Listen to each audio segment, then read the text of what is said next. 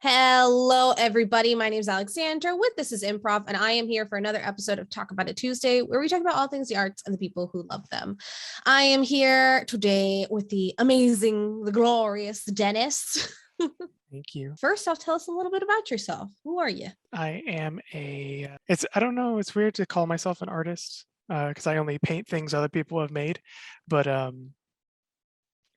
guess you could consider that me an artist in that aspect. And then uh, just a big old D&D nut, actually tabletop RPGs in general. And then uh, as the show says, I'm a big improv person, have been since like unknowingly since I was, like 13, and then moving on into like actually going to playhouses and starting my own improv group at some point in college, in my career in college. So That's awesome. So, what do you mean by unknowingly at 13 starting improv? I mean, like that's what DMing is, running a game, right? Being the Mm-hmm. dungeon master. That's when me and my friends all started to play, and I was the only one willing to run the campaign. That's So awesome. that's where it started, I guess.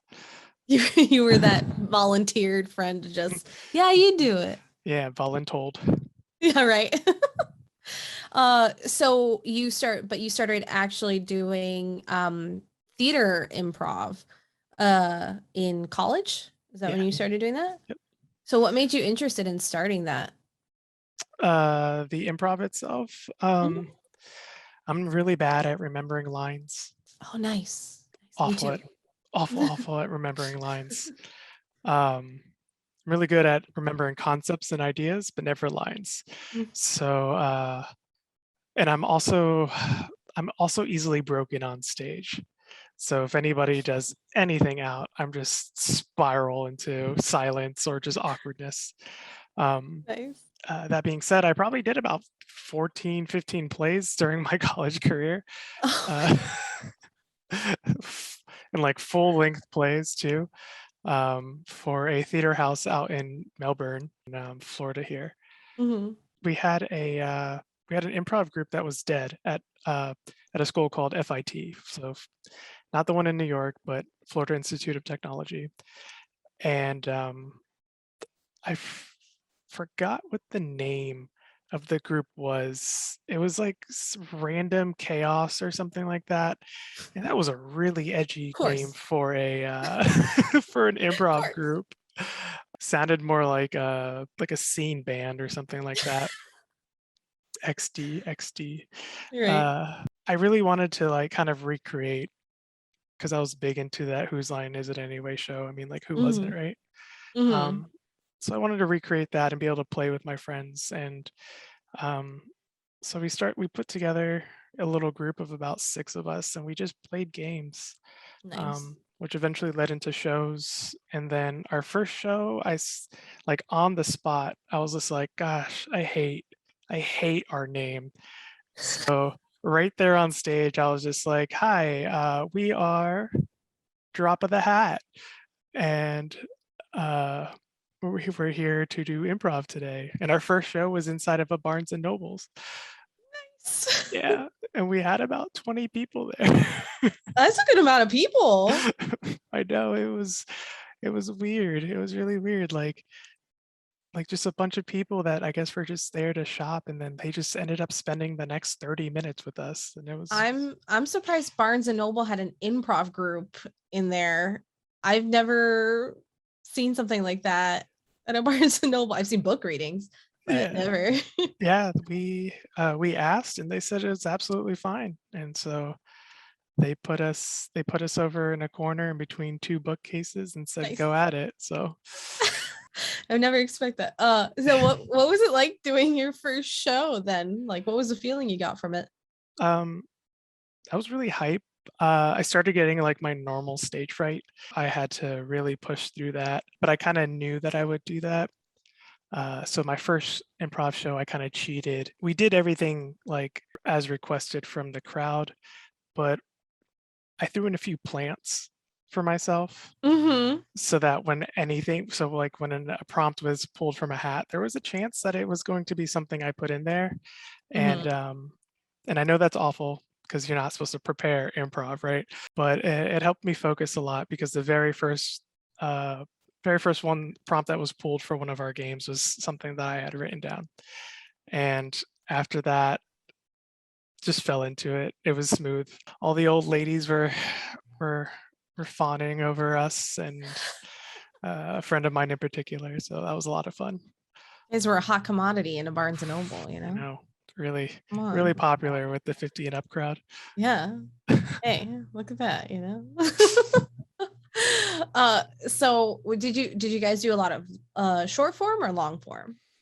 Mostly short form. Short form. I'm not a big fan of long form. I like the jokes being quick. I like the games being short. Yeah. I like keeping things moving and keeping the ideas, because I feel like a lot of times unless you're truly interacting with the crowd in a long form, you're gonna lose it.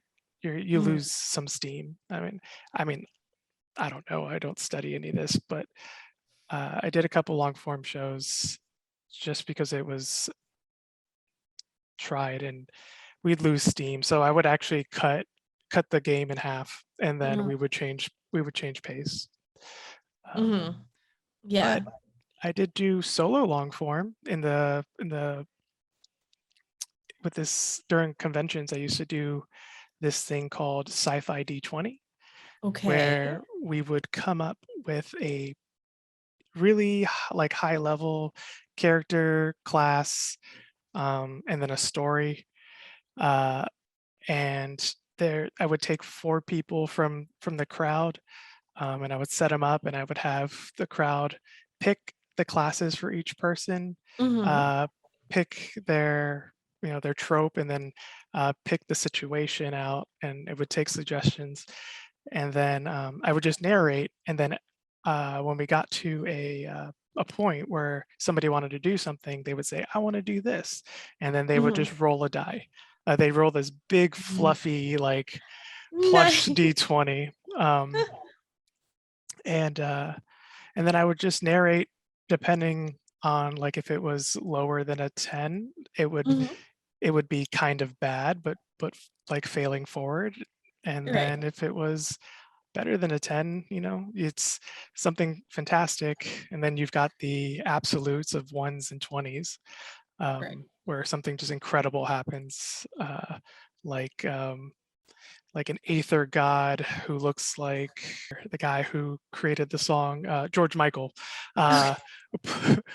coming in to save the day while playing Careless Whispers. Oh, beautiful. Yeah, in a Warhammer 40K grimdark campaign. So of course, stuff like that. It totally makes sense. Yeah.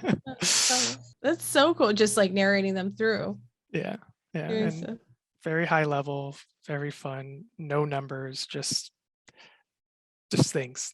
And I did that for 2 shows every convention for about 4 years. So wow, that's so cool. So how did you get into the conventions? Was it just something of interest, or a friend of mine really needed help, and they were going to give, they paid me like $800 for the weekend. So they gave me food, they gave me a hotel room, and then all I was expected to do was work the entire time. So yeah. It sounds like a good deal. Yeah. At first, yeah, it was great. At first, yeah. So had you done theater when you were younger, or was it not until you got into college? Not until I got into college. I was not very good at auditioning. And like I said, I'm very bad at remembering lines. So you did show. Yeah, I know. A lot of never leads, but a lot of supporting actors, a lot of small bits and parts, and multiple parts in the same show and same shows and stuff like that. So hey, completely necessary characters to drive a storyline, you know what I mean? Absolutely. Yeah, coming in with my like maybe 10 lines over the course of 2.5 hours. That's a lot of lines. I know. especially for memorizing. That's a lot of lines. I was thinking about, I noticed that I think since we started doing heavy improv, I'm really not good with lines. They're just bad. Ever since my brain was like, I don't have to do this anymore. Okay, throws it away. Yeah, it just only holds information as long as it needs to, not as long. For like 5 minutes, maybe. That's about it. I know who you are, why we met, and where we are. That's all. That's all I know from this. Okay, so I want to know also, so you haven't done improv in a hot minute? Yeah, I would have to say it's been about 3 years. Okay. So was there a specific warm-up or game that you just always were obsessed with playing? A lot of word association games. And so word association games would be the games that we would warm up with just to kind of get our mouths moving. And then we would do a lot of, we'd play, I think it was called like Shadow Puppet, to get used to moving our bodies so that we got used to big movements so that, things could be seen on stage. And so those would be the 2 warm-up games when I was with a group. When I'm by myself for the D&D campaigns, I would just like lay down on the floor, just stare up at the ceiling and just like empty out my mind. Like, no, same. God, what's his name? One of the Chicago people, he would constantly say, like, right before he went on stage, he would just make himself into a blank sheet of paper. And people would say, like, yeah, he was really scary backstage. And then when he would go on, he was just like on and he was great. And then the second he went back in the line, he was like dead. And it's exactly like what you have to do, though, because you can't go on with any preconceived, like, I'm going to be a fairy today, Yeah. Or else it's like, you guys are construction workers. It's like, I'm a fairy construction worker. That's what we're going to do, So, yeah, I totally understand just blanking out completely. And then a beer of courage, I guess. Also, one of those before the D&D shows for sure. Oh yeah. So playing D&D, so you started when you were about 13 doing the actual DMing of everything. Mm-hmm. And have you had chances to play, like to enjoy that part as well? Few and far between, but yes. And I enjoy them, but it takes a lot of like self-control not to like start running the game myself and start pushing the way that I want it. Yeah. Understandable. That makes sense. Yeah. The second you do it like once, it feels like that. Yeah. So I understand. So creating worlds and stuff like that for people, even though you have like a basis, do you feel like it was easier for you to transition into improv because you were playing D&D for so long? Yeah. I kind of already trained myself for quite a long time on just coming up with stuff. Right, like random chaos. Yeah, just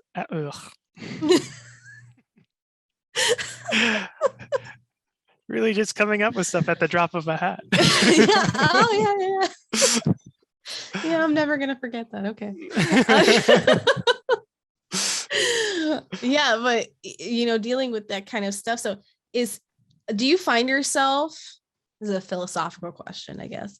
Do you find yourself using your improv training or your DM training in your everyday life? Yeah, absolutely. DMing and improv has really helped me learn how to read people, their intentions, the way that their body language, because it's something that you have to focus so much on when you're on stage. At least I do. And being able to, especially with D&D, being able to differentiate when a player is being themselves versus being a character, and making sure that players, like remember that they are not their character and their character is not them. So a lot of that has helped me read people, and it's translated into helping me work with people and really communicate really well. And then never saying no was the biggest lesson that I've learned from improv, and that really like when you fail forward, and you never stop. You never say no ever. You figure out a way to, like, if you disagree, you figure out a way to kind of rebound it. Yeah. But you never stop energy by saying no, and that's helped me so much with communicating and working with people, because there's just no bad ideas, just bad presentation. Yeah, definitely. No, that was very well articulated. No, I mean, exactly. That's a great thing to use, what improv was created for, communication, right? Yeah. And then use it for that purpose. I think that's awesome. And now I'm gonna ask you some really tough questions, Dennis. Okay. Okay, we're gonna play taco choices. Taco choices. Love Insert it. video here, Alexandra. Hard shell or soft shell? Soft shell. Meat or no meat? Veggie. Meat. Fish or red meat? Fish, actually. Yeah, shrimp or like actual fish? Like fish or shrimp, but definitely fish, right? Oh, okay. would you prefer lettuce or corn? Lettuce. Yeah, lettuce. Spicy, mild, or plain?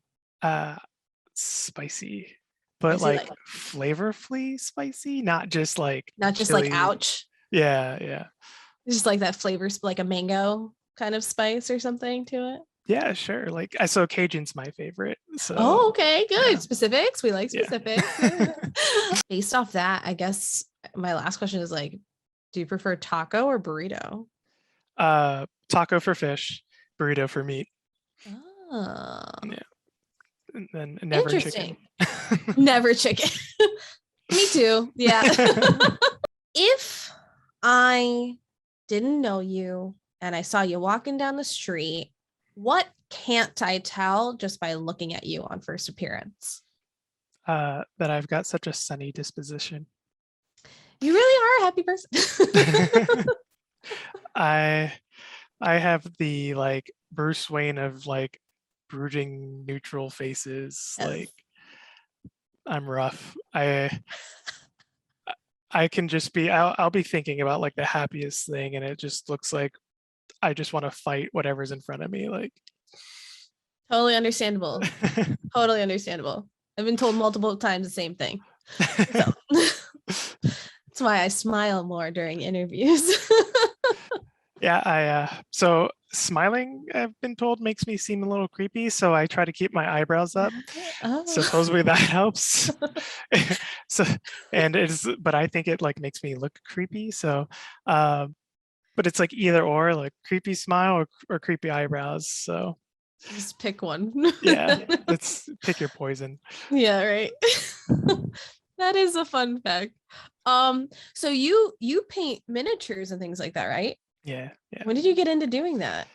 I think we're in like 3.5, almost 4 years now.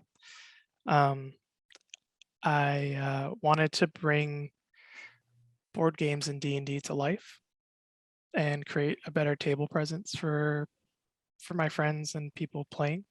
So I started out painting very badly. And 4 years later, I am painting okay. Definitely a difference. And I was reflecting back a few months ago, and my friends were very nice to me in the beginning. As they always are. Looking back at between now and then, it's just a whole different world. So, oh my gosh. That's tedious. That's some tedious work that you took up with painting those.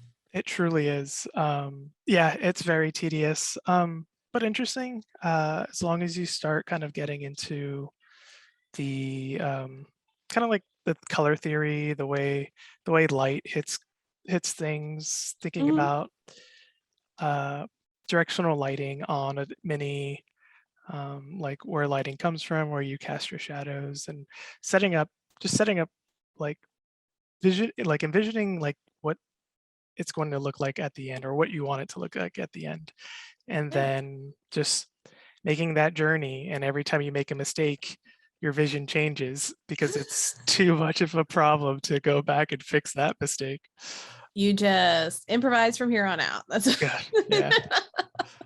One of my favorite painters, he goes by the name of Miniac on YouTube, and I love watching him paint because he'll start saying that he's going to do something, and he'll give you all this theory behind it, and then he'll look at the camera and go, "But I have no idea if it's gonna work." And it was cool because it's you could tell that he enjoys it, and it's like he's playing, and that's kind of like where I try to get, and that's kind of how I look at it, like I'm playing.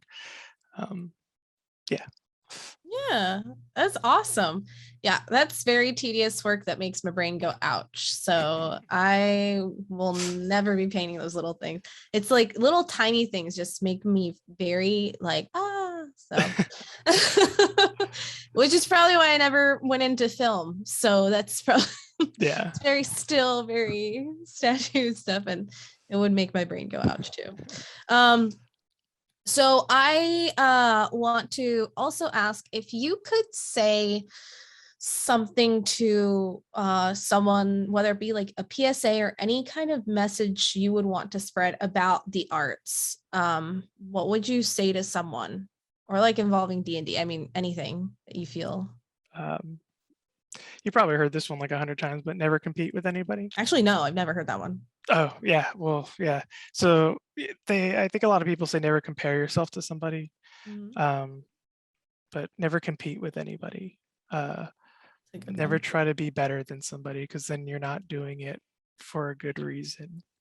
And just kind of throw away your ego and learn from people who are better than you. Like, recognize people that are better than you. I've hit a wall recently in my miniature painting. I've plateaued, I guess, as far as skill goes, and it was very frustrating. And so I found an artist who I just want to paint like him. And I went and I've looked at every single one of his paintings, and obviously he's so advanced I couldn't learn anything. So I found him on Patreon, and his name is Sergio Clavio. And he has step-by-step videos, and they are some of the most difficult things I have ever tried to follow. But after a month of it, I'm already getting better. Nice. I see myself getting better. And I don't know, just kind of going through that learning process. So yeah, TLDR, don't compete with anybody, and throw away your ego and learn from the best. Nice. Yeah, I totally agree. Just like, let it happen, guys. Yeah. And take the time. Take the time. Oh my God. Yeah. Don't rush anything. Just like lines. Just like, don't rush your lines, right? Don't rush life. Don't do it. Don't rush anything. It'll hurt. Well, thank you, Dennis, for joining us today. Is there anything that you would like to promote? Any way that people might be able to follow you, or? I actually kind of forgot what my internet presence is. And the Instagram is at Thieves Guild Minis, with an underscore between each one of them. And if you just look up Thieves Guild Minis, it'll probably come up regardless. But I post very occasionally, and I spend most of my time interacting with people in chats and trying to like steal as much knowledge as I can from everyone. Heck yeah. Hell yeah. Hell yeah, brother. Hell yeah. Hey, there's a great book. It's about maybe 40 pages long, called Steal Like an Artist. And it's because nothing's original anymore. So why not learn how to do something, So it's, yeah. Yeah, no, Yeah, steal. Copy people. It's fine. Yeah, Steal. copy until you're like have your own version of it. Yeah. Unless if you're a writer, then your professor's going to give you a 0 on your paper if you just copy something off. That's called plagiarism. That's illegal. Thank you so much, Dennis, for doing this and taking the time to interview with us here at Talk About It Tuesday from This Is Improv. Any final words? Play D&D, kids. Do it. Do it. Listen, Dennis said so you have to do it. And be nice. Remember, it's not player versus DM. It's DM and players together. Otherwise, you'll be bad. Otherwise, you mayhaps get killed off. I don't know. Who knows? But thank you so much for joining us, and thank you guys for sticking with us until the end of the episode. If you would like to take any improv classes, sketch writing classes, or corporate team building, please go to www.thisisimprov.com and sign up today for our hybrid classes. That's right, you can be in person or online. If you like histories, mysteries, and ghost stories of Florida, please make sure to check out our podcast on Spotify, Apple Podcasts, and anywhere you listen to podcasts, powered by Anchor, called This Is Legends of Yesterday, where we talk about all of that and more. If you have any spooky, creepy, scary, or like just like some hot goss from Florida, we are totally willing to say it on the podcast so you can listen to your stories. If you like this kind of stuff, please make sure to like, subscribe, and share, because sharing is caring. Thank you so much, everybody. Goodbye.